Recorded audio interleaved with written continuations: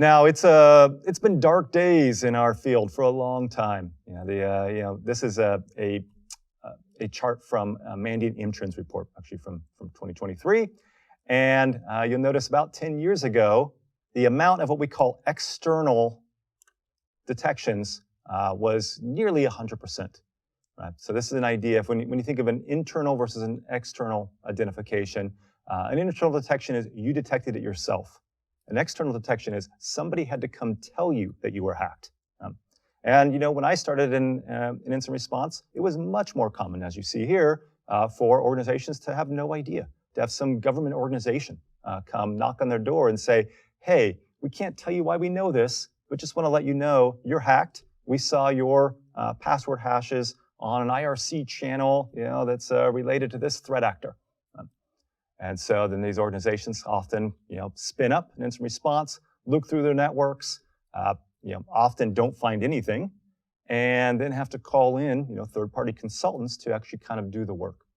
And so I've been a consultant for a long time. I've benefited from this, but I am here to tell you that that is not a sustainable model.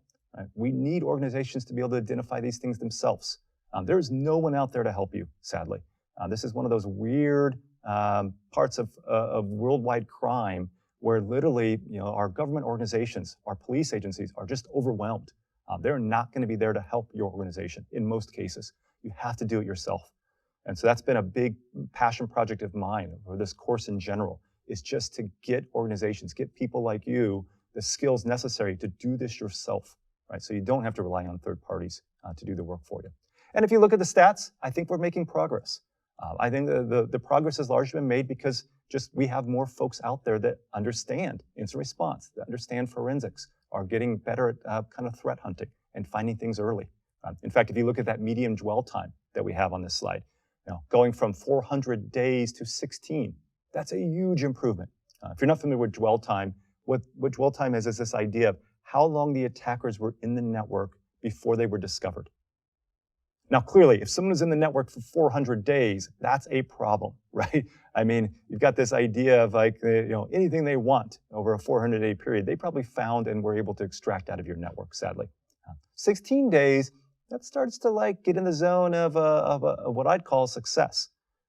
It often takes attackers a fair amount of time to work their way through a network and actually find what they're looking for or to accomplish their goals. And so what we're seeing is that organizations are trying to reduce that dwell time. As I mentioned, it's very difficult, if not impossible, to keep attackers out of a network. But if we can detect them rapidly, we can really reduce the impact.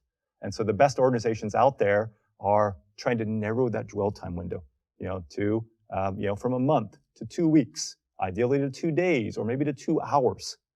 So if you start getting into the days or hours in your organization, you're a very mature organization, and you're probably really being successful at defending that network.